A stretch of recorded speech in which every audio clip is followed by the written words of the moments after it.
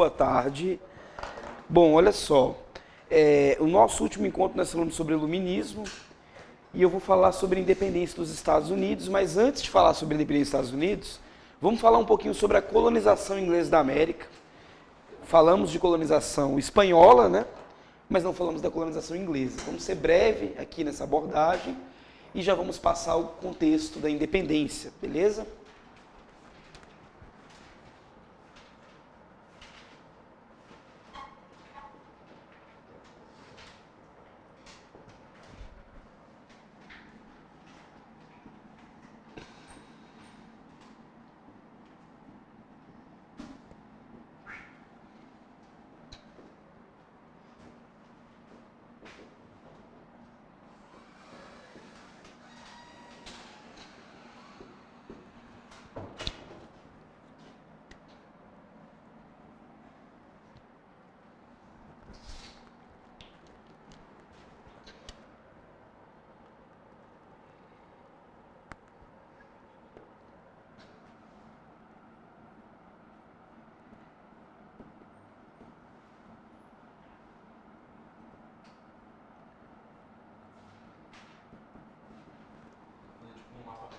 Mais ou menos. Olha só, mas de coisa bem simples. A colonização da América inglesa, ela foi mais tardia. Nós tivemos algumas experiências ali tateantes, iniciais, no século XVI, mas a coisa ela vai engrenar mesmo no século XVII. E nós vamos ter, nas chamadas 13 colônias, dois tipos distintos de exploração. As colônias do norte, a gente vai ter aquilo que chamamos de colonização de povoamento.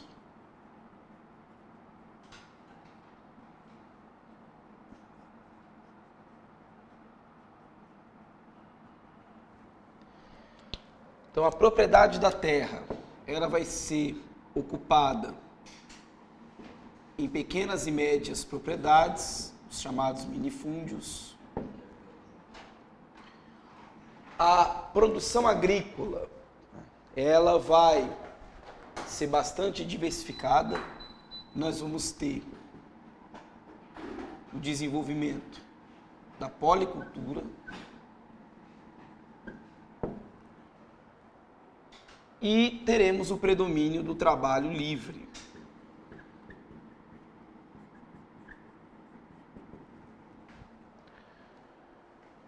Então, o foco das colônias do norte vai ser o desenvolvimento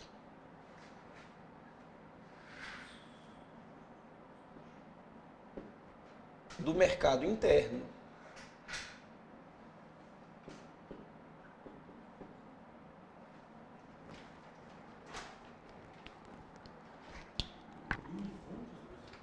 Minifúndios, pequenas e médias propriedades rurais, né? Então, Massachusetts, Connecticut, Rhode Island, Nova York, Nova Jersey, né? New Jersey, Pensilvânia, as colônias do norte, da América do Norte. Bom, essa colonização de povoamento, ela teve o perfil de colono, basicamente eram refugiados, né? Esses refugiados saíram da Inglaterra por razões distintas. Então aqui a gente tem a questão da perseguição religiosa,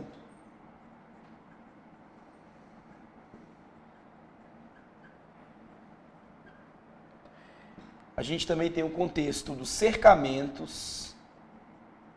Vamos voltar a falar sobre isso na aula de Revolução Industrial, política de cercamentos, introduzindo o uso capitalista da propriedade da terra na Inglaterra, levando os setores mais ricos da sociedade inglesa a se apropriando de documentos, adquirindo, né, pequenas e médias propriedades que eram terras de uso comum de famílias rurais e transformando aquilo em propriedade privada, para servir de pasto, para alimentar a ovelha, cuja lã seria a matéria-prima da nascente indústria têxtil manufatureira que se desenvolveria nos centros urbanos. Então isso gerou um êxodo rural, né? Constitui-se de um dos elementos fundamentais para a acumulação de capitais necessária para a Revolução Industrial posterior, né? Política de cercamentos. Leis dos cercamentos aconteceram ao longo de vários períodos na história da Inglaterra. Elas foram determinantes para assegurar matéria-prima, lã, essencialmente, e mão de obra nas cidades, né? Esse campesinato que sai do campo e vai para os centros urbanos é a origem do proletariado inglês. Não vai ter emprego para todo mundo na cidade, muitos deles vão migrar para a América. Também no contexto do século XVII, no contexto da Guerra Civil, né? Muitos partiram para a América, né? Em busca de um ambiente mais estável para criar suas famílias, né? A perseguição religiosa foi sobretudo nos tempos Tudor, né? Mas vale lembrar que o anglicanismo dos Stuarts não ficou muito atrás. Quem está sendo perseguido aqui são sobretudo puritanos, né? São os calvinistas ingleses, né? Então, por razões distintas, refugiam-se na América e buscam nesses novos locais um espaço que possa reproduzir o estilo de vida de origem de seu país. Pois não? Mas não foi lá na Inglaterra que foi o berço do calvinismo? Por que tinha essa perseguição? Na verdade, né, o berço do calvinismo está ali na Suíça, né? Na verdade, é um francês, que é o João Calvino, ele leva para a Suíça, e da Suíça começa a irradiar para a França, para os Países Baixos, para a própria Inglaterra. Na verdade, a religião protestante assumida pelo Estado inglês foi o anglicanismo. O anglicanismo, de fato, era a religião do Estado, né? Então, o puritanismo, né, que é o calvinismo na Inglaterra, ele foi rechaçado, né? Até que a tolerância religiosa se consolidasse por lá, né? Bom, do outro lado, nós temos as colônias do Sul.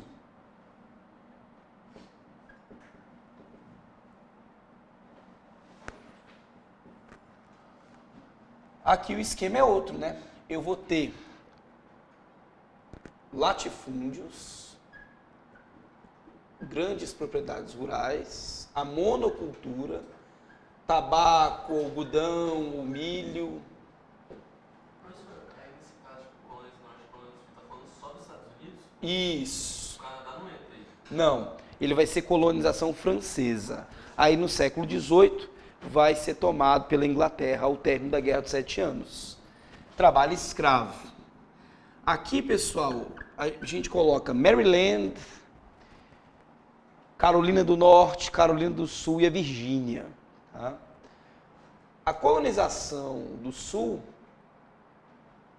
ela teve o sentido voltado para a exportação, né? Mercado externo.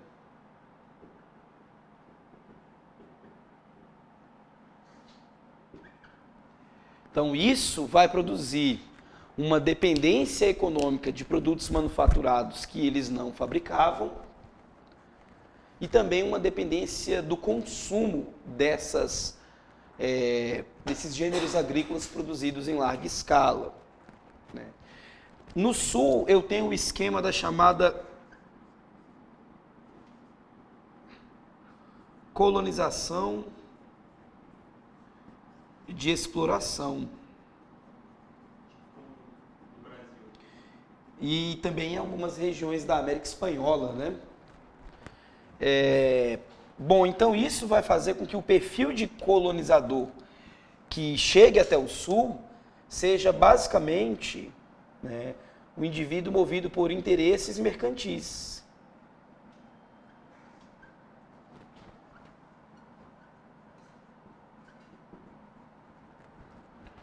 Compreende?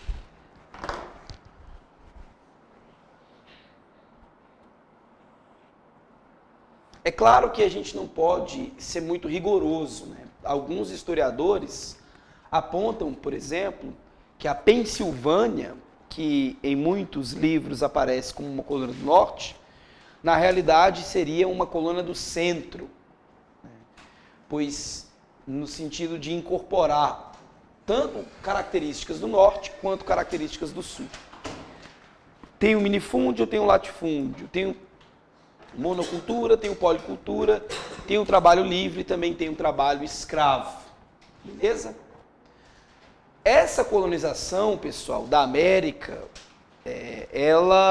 da América do Norte, pelos ingleses, ela não conheceu uma política mercantilista rigorosa, tal como o Brasil conheceu, ou a América de língua espanhola conheceu.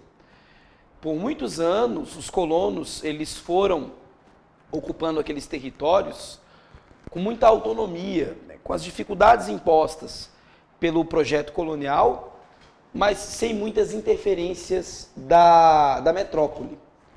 No momento em que a metrópole resolveu realizar alguma intervenção mais incisiva, os colonos se uniram e proclamaram a sua independência. Tá? Nós vamos começar a falar da independência hoje ainda, mas esse é um ponto importante que a gente precisa ressaltar, que há alguns autores chamam de negligência salutar, né? Não sei se já ouviram essa expressão, mas assim, a metrópole negligenciou o domínio sobre suas colônias e isso foi salutar para o desenvolvimento e autonomia dessas colônias. Então elas não conheceram um controle colonial tal como a América Portuguesa ou tal como a América Espanhola. No dia que essa política colonial ela tentou se intensificar, as colônias se uniram e proclamaram a sua independência. Tá? Bom, mas em linhas gerais a gente consegue observar diferenças bastante acentuadas, né? Enquanto que o Sul vai ter uma certa dependência do mercado externo, o Norte vai se desenvolver de maneira mais independente. O capitalismo ele tende a ganhar mais força no Norte, em termos modernos, do que no Sul. Então aqui vai ser o lugar onde, a região onde teremos escolas, universidades se desenvolvendo mais rápido do que no Sul, por exemplo. O problema da escravidão vai deixar sequelas terríveis na formação social norte-americana, né, com o problema do racismo no sul dos Estados Unidos. E embora essas diferenças existissem, no contexto das lutas pela independência, foram esses colonos capazes de minimizar suas divergências, unirem suas forças para lutar contra a metrópole. Rompendo os laços de dominação com a metrópole, se transformaram numa república federalista, garantindo a autonomia para cada estado. No entanto, ao longo de algumas décadas posteriores, essas divergências voltariam a aflorar na Guerra Civil Americana, de 1861 a 1865. Na medida em que o Norte, pós-independência, se industrializa, ele já não vai mais estar interessado na escravidão que predominava no Sul. Então, com a eleição de um presidente abolicionista, Abraham Lincoln, a coisa vai descambar para uma guerra separatista, envolvendo os estados do Sul, tentando se transformar numa confederação de territórios independentes, né, os Estados Confederados. Mas isso somente no século XIX. Tá? Bom, beleza, pessoal. A ideia era só fazer um resumo objetivo, que eu gostaria de dar uma atenção maior para a independência. Beleza? Que costuma ser um tema mais recorrente. Posso apagar?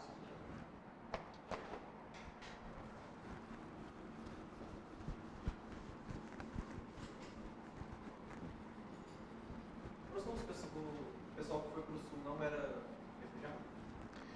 É muito mais assim, você vai ter, mas numa escala menor. São muito mais indivíduos interessados em enriquecimento. Né? Tocar num negócio, se apropriar de um grande latifúndio, se transformar num grande agricultor, visando a construção de uma fortuna. Né? E, nesse sentido, a escravidão, né, ela vai acabar se transformando numa base para a formação dessa fortuna. Né? As grandes plantações, né, de tabaco, algodão. Beleza, eu posso ter ali algum protestante, algum refugiado, numa escala menor do que vai acontecer no Norte.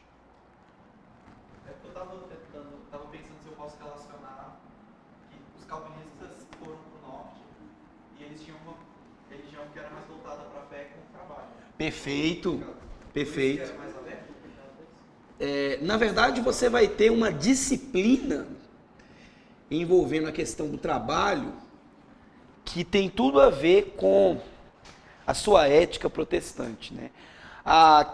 O estudo do Max Weber, né, a ética protestante e o espírito do capitalismo, ele é um instrumento perfeito para se entender a formação dessa região dos Estados Unidos. Esses calvinistas, eles ficavam entre a igreja e o trabalho. A sua existência, ela girava em torno da igreja e do trabalho. Ponto. Então, construíram grandes impérios econômicos na longa duração, né? Se você pensa, por exemplo, sabe a aveia Quaker? Vocês conhecem? Aveia Quaker? Aveia. Você se lembra da imagem que tem? O que tem lá? É uma pessoa, né? É um senhor com um chapéu e um lenço no pescoço, né? Ele é um Quaker, né? Quaker, na verdade, são os Quakers. Que eram os calvinistas mais radicais que saíram da Inglaterra e foram para a América do Norte. Foram os plantadores de aveia. Eles confeccionavam suas próprias roupas, viviam em fazendas sem energia elétrica, mesmo depois do desenvolvimento da energia elétrica, uma vida rústica, assim, austera, sem consumismo, dedicando-se ao trabalho. Construíram um império de produção de aveia na América. É a imagem daquele rótulo, da aveia Quaker, né? São os Quakers. Eram os puritanos radicais.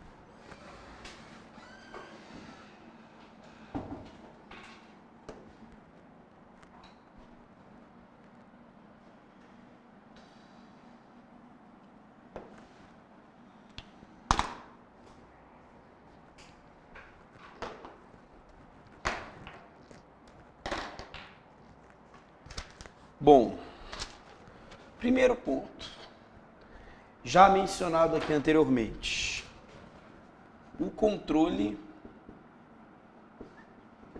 brando da metrópole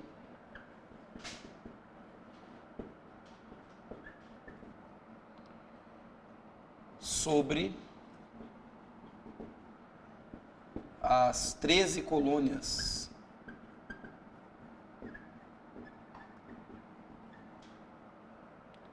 na América do Norte.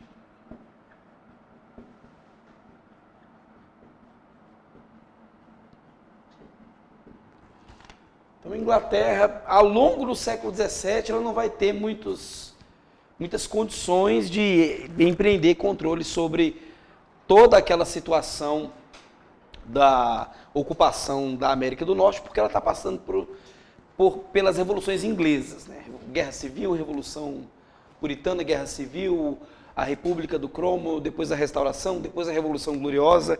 Então, o século XVII ele é muito conturbado para a Inglaterra dar atenção para suas colônias. Século XVIII, ela está envolvida no seu comércio com a Europa, ela tem companhias comerciais, então assim, ela nunca teve motivos muito sérios para se preocupar com suas colônias. E isso deu às colônias um grau de autonomia considerável. Nós temos ainda o expressivo desenvolvimento econômico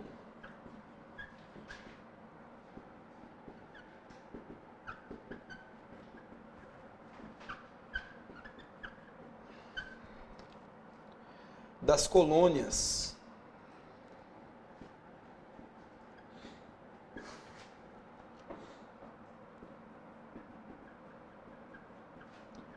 atividade comercial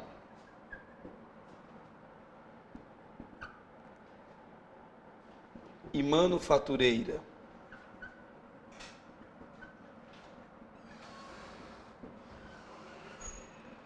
do norte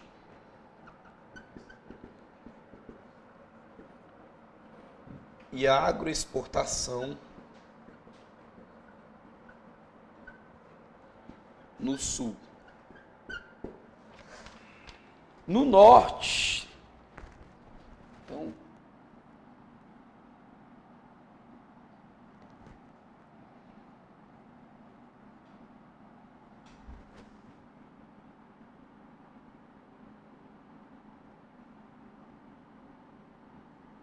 o que acontecia? As colônias do norte, elas levavam para o Caribe produtos manufaturados.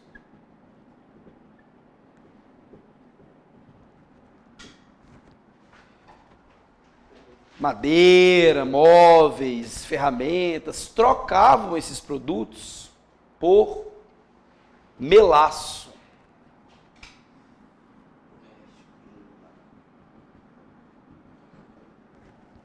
O melaço é a base para a fabricação do rum, que é um destilado da cana-de-açúcar. Então eles destilavam esse melaço e transformavam ele numa bebida alcoólica, que era o rum.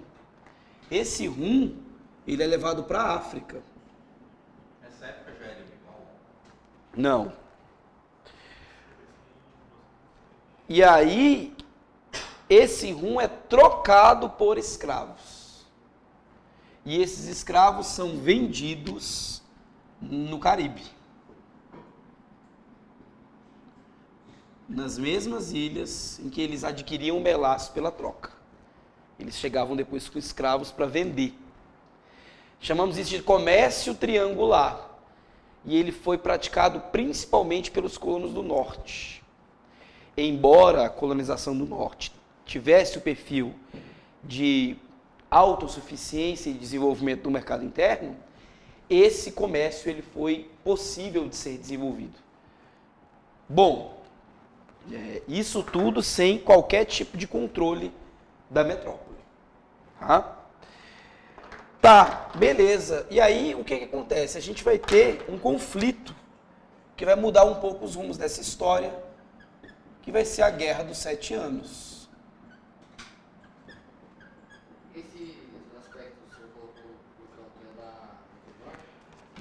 Eu tenho, geral, Aqui no caso, entre parênteses, a gente fala um pouco da economia do norte e do sul, mas são gerais esses aspectos para todas as 13 colônias. A Guerra dos 7 Anos aconteceu entre 1756 e 1763. Bom, é um conflito bastante complexo, porque tem causas e que envolvem tanto o continente americano quanto o continente europeu. Mas, para não nos perdermos aqui em detalhes, trata-se de um conflito que envolve a França de um lado e a Inglaterra do outro.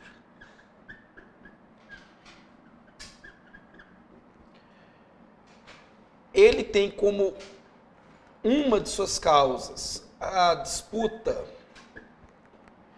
por territórios na América.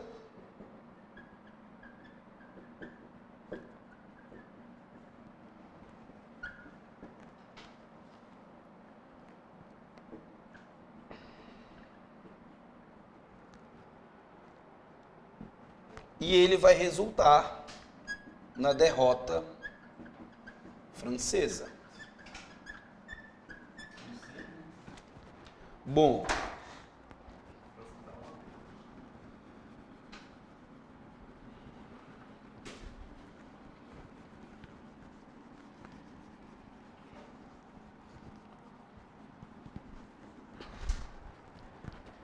então beleza, né? Eu tenho aqui a América do Norte.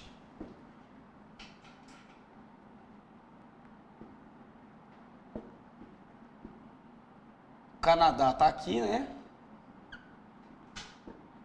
Foi originalmente uma colônia francesa. A colonização inglesa estava concentrada aqui na costa leste da América do Norte, e os colonos franceses do Canadá, eles desceram e ocuparam esse território e fundaram aqui uma colônia chamada Louisiana.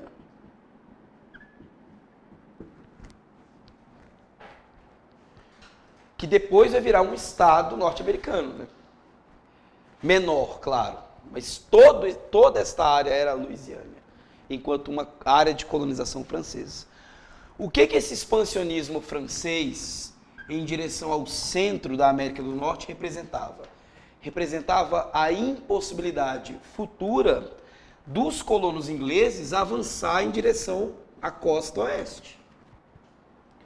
Então, é uma disputa por território que vai começar na América, mas vai se desdobrar nas metrópoles. Teremos conflitos na Europa e na América do Norte, simultaneamente. As metrópoles vão interferir nesse conflito. A França vai perder. Só que a Inglaterra, mesmo vencendo, ela gastou muito dinheiro. Foi aí, então, que a Inglaterra resolveu aplicar uma nova política colonial sobre suas 13 colônias, com o intuito de reequilibrar suas contas públicas. E nisso ela vai criar uma série de impostos até então inexistentes. Serão contra esses impostos, contra estas taxações, que a independência dos Estados Unidos vai acabar se desdobrando. Beleza? Então, dando seguimento, a Inglaterra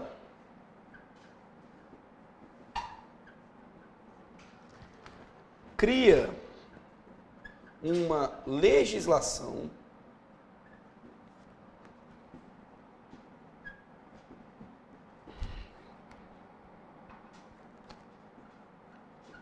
voltada para a cobrança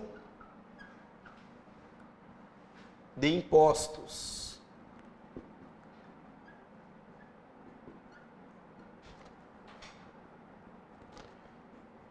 para se recuperar.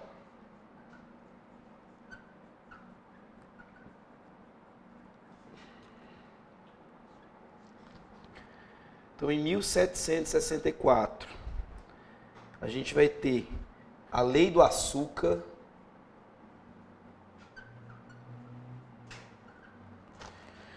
que visava atingir principalmente aquele melaço que era trocado no Caribe, que eu falei para vocês, né?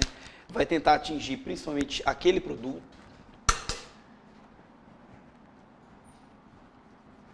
Depois teremos, em 1765, a Lei do Selo. Mais ou menos o que Portugal tentou fazer no Brasil, que fez, por exemplo, na época do ouro, colocou um monte de imposto e tal. Com o Marquês de Pombal, né? O Marquês de Pombal, ele meio que representa uma política de intensificação do controle metropolitanos, porque ele criou companhias comerciais, Companhia de Comércio do Grão-Pará e Maranhão, Companhia de Comércio Paraíba e Pernambuco, criou a Derrama, né? Então ele vai fechando o cerco com a colônia. A Espanha está fazendo a mesma coisa na América Espanhola, no reinado de Carlos III, e a Inglaterra também está fazendo a mesma coisa aqui.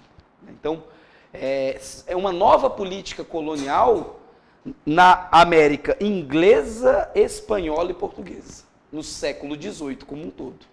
Compreende? Eu vou ter... Assim, a Lei do Selo, ela vai ser revogada devido aos protestos. O que foi a Lei do Selo?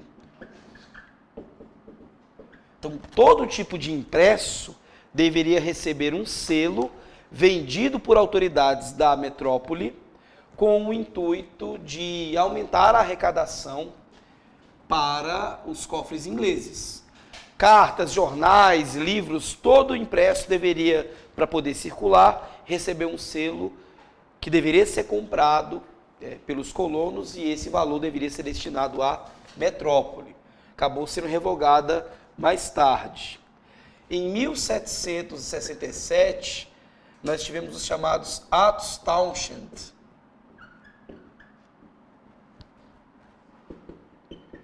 Tem esse nome devido ao nome do presidente do Tesouro inglês, Charles Townshend, que foi a figura que idealizou um conjunto de tributos sobre tinta, vidro, pólvora, uma série de produtos passariam a ser taxados para aumentar a arrecadação, né?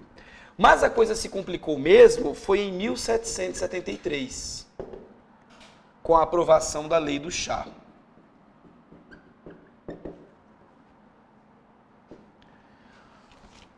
A Inglaterra proibiu os colonos de cultivarem o chá para consumo interno e determinou que, se quisessem os colonos consumir chá, deveriam comprá-lo da Companhia das Índias Ocidentais, uma companhia comercial que recebeu da Inglaterra o direito de monopolizar a oferta deste produto aos ingleses. Eles começaram a boicotar o chá. Em 1774, nós tivemos um episódio que foi a festa do chá em Boston, na colônia de Massachusetts, né? Onde colonos disfarçados de indígenas atacaram os navios atracados no porto de Boston, em Massachusetts, e jogaram as caixas com a mercadoria, com o chá, no mar.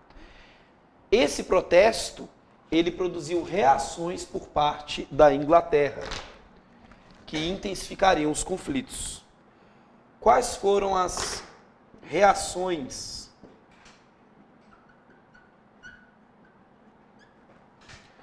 da Inglaterra?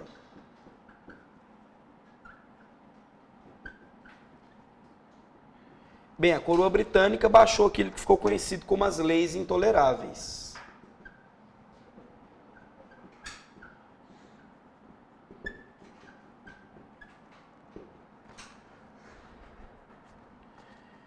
Entre outras medidas, a interdição do porto de Boston, a ocupação militar de Massachusetts,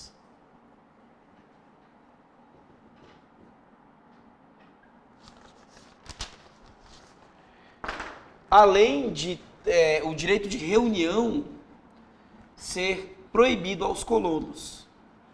Então, essa autonomia que os colonos conheceram, devido a um controle brando que a metrópole exerceu sobre eles, ela não foi só uma autonomia para o comércio, ela também foi uma autonomia da administração local, da formação de pequenas assembleias locais, no sentido de discutir os problemas e demandas locais.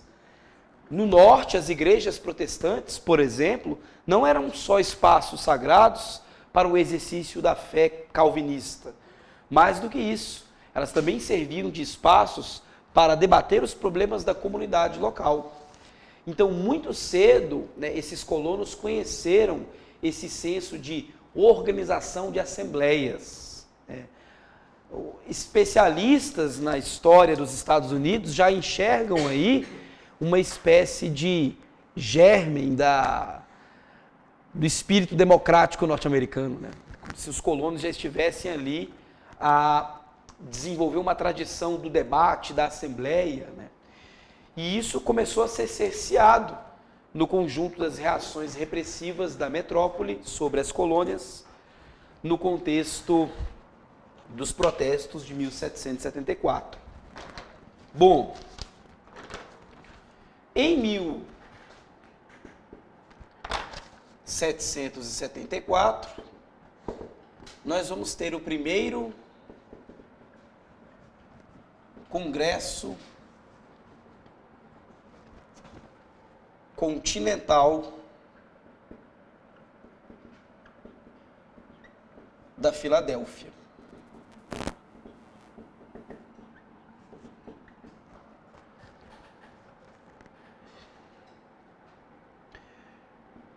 Ainda não se fala em independência, mas há um consenso com relação ao boicote aos produtos metropolitanos.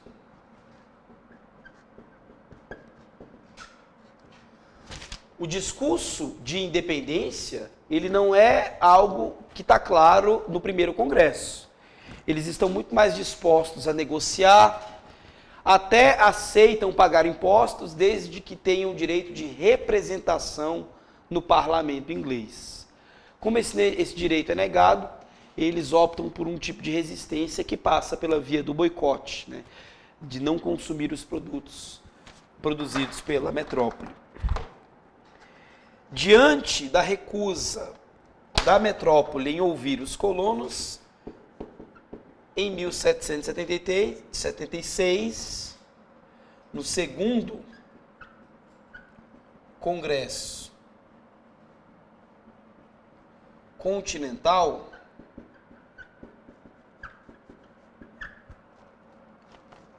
da Filadélfia, capital da Pensilvânia, né?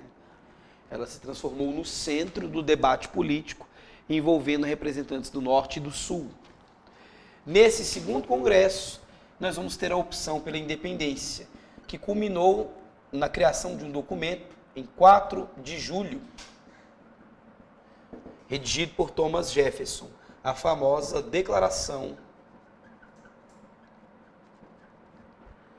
de Independência.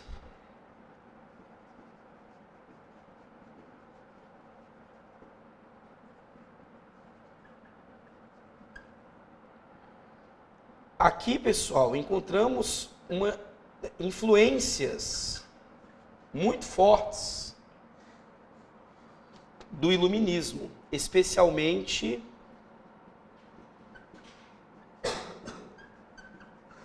do pensamento de Locke. Declarar a independência, contudo, não é o suficiente para consolidá-la. Este é um documento que comunicará a metrópole da emancipação das 13 colônias, que se constituirão, a partir de então, como Estados Unidos da América. Naturalmente que a metrópole vai reagir e nós vamos ter uma guerra de independência, que vai durar até 1783. Somente após a vitória dos colonos sobre as tropas metropolitanas é que essa independência vai se consolidar. De 1783 a 1787, nós vamos ter os trabalhos de construção da Constituição dos Estados Unidos da América. Então, quando essa Constituição fica pronta, em 1787, nasce o primeiro Estado independente do continente americano, os Estados Unidos da América. Uma experiência política que foi uma luta anticolonial e também a construção de uma nação edificada sobre as bases e princípios do liberalismo e do iluminismo. Então, mais alguns registros aqui.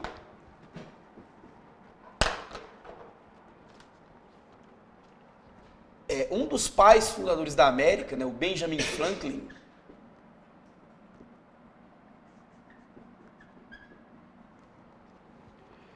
é enviado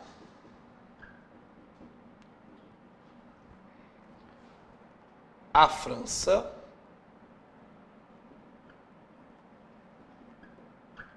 em busca de apoio. E a França, de Luís XVI, vai se envolver nessa guerra, ao lado dos colonos. Tá? Já já registramos isso. George Washington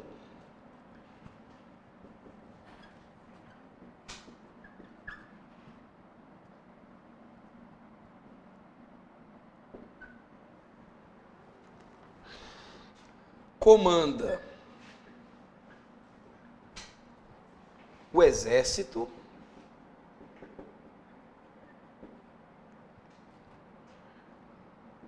para enfrentar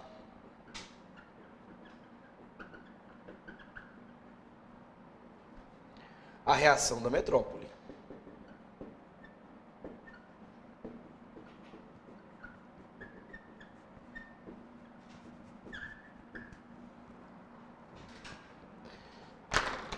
nós vamos ter o apoio da Espanha e da França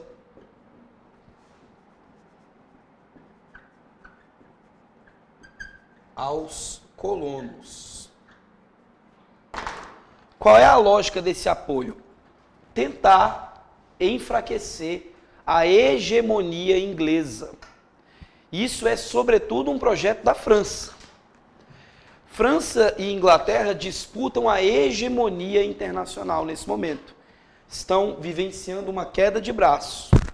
Qual é o entendimento do governo francês sobre Luís XVI? Bom, se nós apoiarmos a independência das colônias inglesas na América do Norte, nós estaremos enfraquecendo o império colonial inglês no mundo. E ao enfraquecer o império colonial inglês no mundo, estamos enfraquecendo a Inglaterra e estamos produzindo chances para superar a Inglaterra na hegemonia internacional. Isso se mostrou um tiro no pé, porque a França vai gastar dinheiro mandando tropas para a América do Norte, e esses soldados vão voltar de lá, inspirados na luta dos colonos, a derrubar o absolutismo em seu país. Ou seja, por conta disso, a independência dos Estados Unidos vai influenciar a Revolução Francesa. Houve um combatente francês na América do Norte chamado Lafayette. Quando ele voltou para a França, ele engravidou a esposa, colocou o nome do filho de Thomas Jefferson. O primeiro Thomas Jefferson que nasceu na França. Era filho de um combatente francês que lutou na Guerra de Independência dos Estados Unidos. E o fez em homenagem a um dos pais fundadores da América. Então foi um tiro no pé que Luís XVI deu ao se meter nessa guerra. Depois nós vamos ver como que isso gerou problema para a França. Hã? Quem? Não entendi. Uma? Bíblia? Não sei, cara. Não sei. Eu sei que tem uma que chama James. Mas aí é do Jaime, lá do anglicano, King James, Rei James, Jaime I. É do século XVII. Não, esse foi o Carlos I. O Jaime I foi antes. Ah, sim. Galera, em 1781, nós vamos ter a vitória dos colonos na Batalha de Yorktown, muito marcante.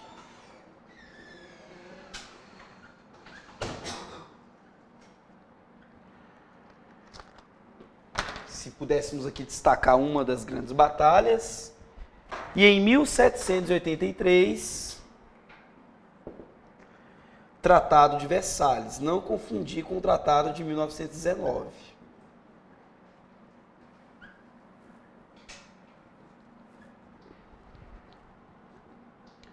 Na França. O que esse tratado vai determinar? A Inglaterra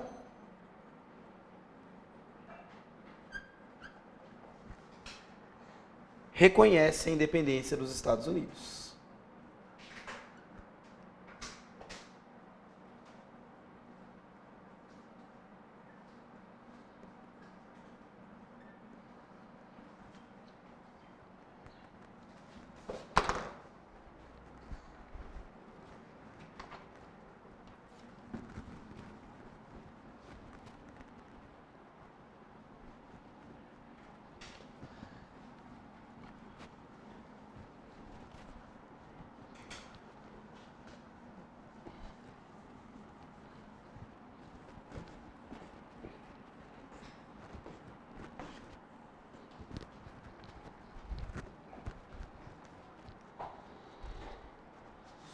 Oi. WAS. Não, ali, batalha Yorktown. Yorktown. T-O-W-N. O analfabeto. Não, foi mal, tá feia mesmo, né? Ficou feia a letra aqui. Eu sou louco disso aí com Washington, é osso. Não, Yorktown. Com Washington, velho. Isso é só perigoso por isso. Pô, eu acho que eu vou ter que mudar de aula, velho. Olha o meu companheiro aqui, velho. Não, pô, eu tô sério. A Eu vou te usar formação de escudo na guerra. do novo estado. Já viu até o último? O cara vai ter as pernas. Foi assim que você pega os caras. É sem perna, sem braço, ele só tinha. Só tinha o tronco. Pegou o cara. Vou fazer isso no off.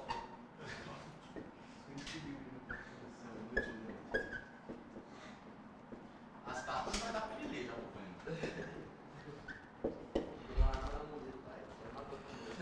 Bom, pessoal, o Estado propriamente, ele se forma quando a Constituição fica pronta, lembrando que é a mesma Constituição até os dias de hoje, só que ela vai ter emendas constitucionais, mas o texto é o mesmo, né? Então, o que a gente destacaria aqui? Ela estabeleceu uma república federativa.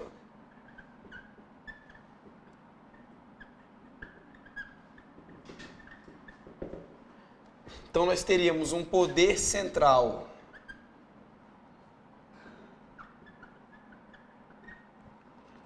forte e relativa autonomia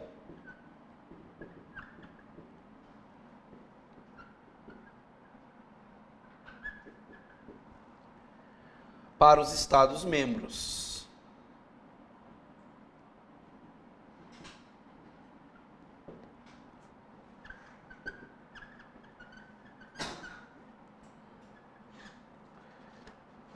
Sistema presidencialista o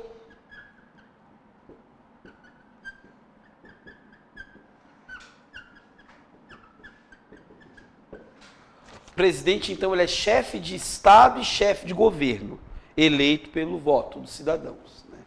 Então, ele é chefe do Poder Executivo, ao mesmo tempo em que ele vai representar a nação em eventos internacionais.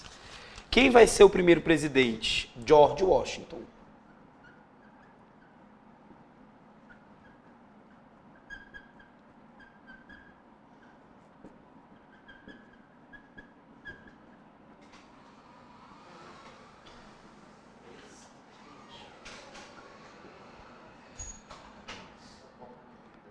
Nós vamos ter ainda a divisão dos três poderes, exatamente, que é uma influência clara do pensamento do Montesquieu. Eles implementam isso.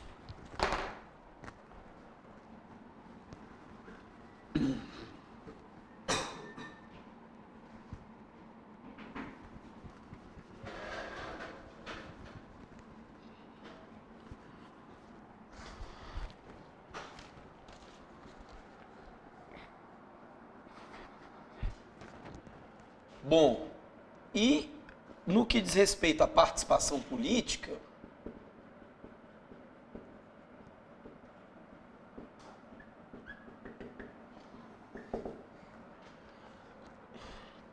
ela vai ser inicialmente restrita aos homens,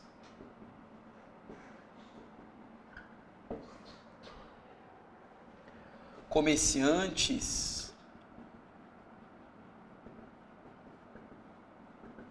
e latifundiários,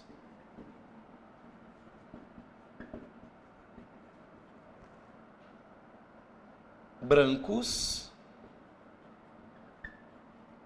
ingleses ou descendentes.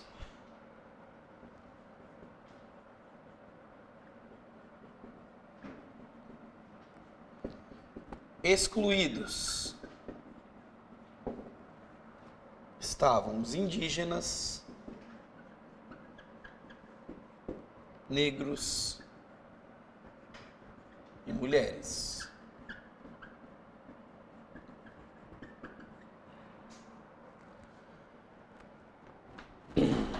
Então, até que ponto há que se falar de uma democracia, né, nesse momento inicial da formação dos Estados Unidos da América? Por fim, a Revolução Americana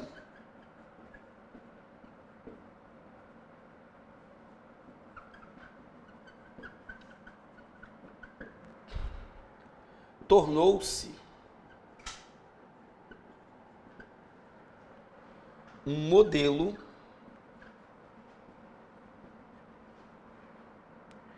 de emancipação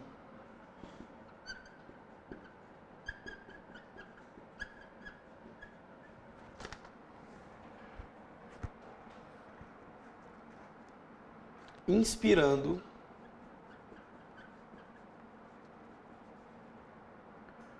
outros movimentos.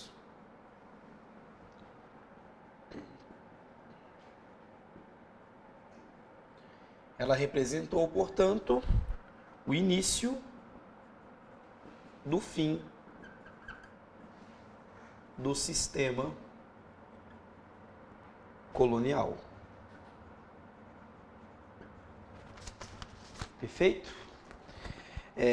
Foi o que de mais revolucionário aconteceu naquele momento, segunda metade do século XVIII. Colônias unirem suas forças e lutarem contra o domínio metropolitano, pegando em armas, né, e movidas por ideias provenientes do movimento iluminista, né. E eu não me refiro apenas à Declaração de Independência que o Thomas Jefferson redigiu. Depois da independência, a gente vai ter um texto, pessoal, chamado O Federalista. Esse texto, ele é fundamental para se entender o espírito da formação dos Estados Unidos da América. E além da questão republicana, né, além de ser uma luta anticolonial, além de ser um projeto republicano, eles trazem esse elemento novo, que é o do federalismo, pessoal. Então, o federalismo, ele vai ser o quê? Um modelo de organização do território, baseado na autonomia dos Estados-membros. Então, veja, quando o Brasil, vocês já estão no Brasil Império, não é isso? Com Clécio? Vocês já estão aonde? Já estão até acabando o Império, né? Então, o que aconteceu ali depois da independência? O que a Constituição de 1824 adotou? Ela adotou um Estado unitário, não foi isso? Então, não havia autonomia para as províncias. As províncias não tinham autonomia para ter suas próprias leis, para ter seus tribunais de justiça, para escolher seus governantes, para gerir seus impostos, para organizar suas forças militares. Essa autonomia ela foi tentada na época regencial. Mas logo vieram os conservadores, com o regresso conservador, restauraram a ordem centralizadora, porque as revoltas também, elas complicaram demais essa autonomia.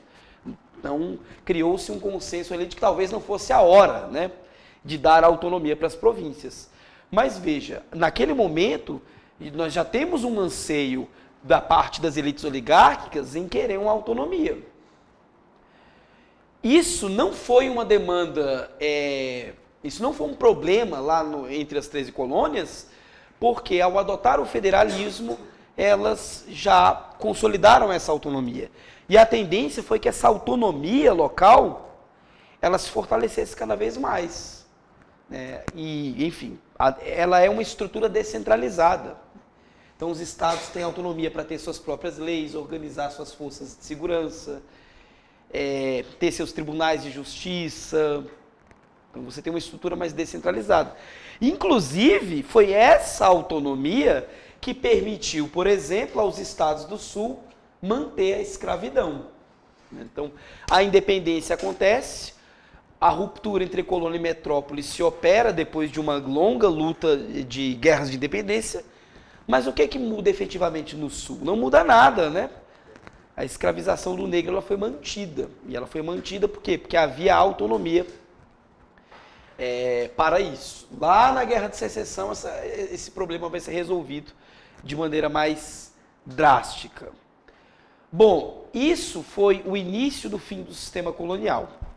A experiência das 13 colônias, ela vai ser uma espécie de modelo, de cartilha a ser seguida. A maior parte das independências da América Espanhola, para onde vocês acham que olhavam os colonos, a elite criolha lá da América Espanhola estava olhando para onde? Para os Estados Unidos. Era um referencial de uma luta anticolonial, né? Até que, enfim, experiências mais radicais acontecessem posteriormente, como a Revolução Haitiana, né? Aí a coisa já vai mandar, a conversa já vai mudar de tom. Mas enquanto isso não veio à tona, o modelo revolucionário por excelência era a independência americana. Influenciou a Inconfidência Mineira, a Revolução Pernambucana de 1817, bebe um pouco nessa fonte ainda. Então, tornou-se um modelo a ser seguido. Tá? Depois nós vamos ter, no século XIX, os processos de emancipação das demais áreas do continente americano, que infelizmente não é tópico do nosso edital. Então não temos independências da América Espanhola. Então o que eu pretendo fazer nos próximos encontros, pessoal? Revolução Industrial, Inglaterra, depois nós vamos passar para a Revolução Francesa. Creio que a Revolução Francesa em 2 aulas a gente resolve, tá? Ou talvez em 1 aula e meia no máximo, mas tá bem possível com 2. Então, 1 aula para a Revolução Industrial, 1 aula e meia para a Revolução Francesa, já emendando Napoleão. E aí a gente vai entrar no século XIX. Tá? No século XIX, vamos dar alguns saltos, porque não é tudo do século XIX que é cobrado. Lembrando que o nosso curso ele tem por referência o edital e as provas. Então a gente foca no que está no edital e segue a tendência geral das provas. Nós temos um edital que tem muitos conteúdos, né? Muitos conteúdos. E o que eu tenho percebido é que a história moderna e principalmente contemporânea, ela tem mais espaço do que a história medieval. Talvez medieval, uma questão. Então é uma prova que tem, do ponto de vista da história geral, um perfil voltado para a idade contemporânea. Menos Brasil, mais geral, e dentro de geral, mais história contemporânea. Então eu diria, pessoal, que daqui para diante, talvez o nosso curso esteja entrando num campo de maior incidência de questões na prova. Então é interessante estar atento para o que vamos trabalhar daqui para frente. Tudo bem, gente? Questões, dúvidas? Já assistiram o Patriota com o Mel Gibson? Fica a dica aí de um filme sobre esse assunto que a gente viu hoje, O Patriota. Muda a estratégia da guerra, você mostrou tudo. Cara, é um filme sobre a independência, sobre as guerras de independência, no qual ele faz um papel de um colono do Sul. Ele é um colono do Sul. Muito interessante. Tem muito tempo que eu vi, eu realmente não vou lembrar de alguns detalhes, mas eu acho que é uma boa indicação, tá? O Patriota. Fica a dica aí. Beleza, pessoal? Bom, é isso então, né? Valeu, gente. Então, semana que vem a gente continua com Revolução Industrial, tá bom?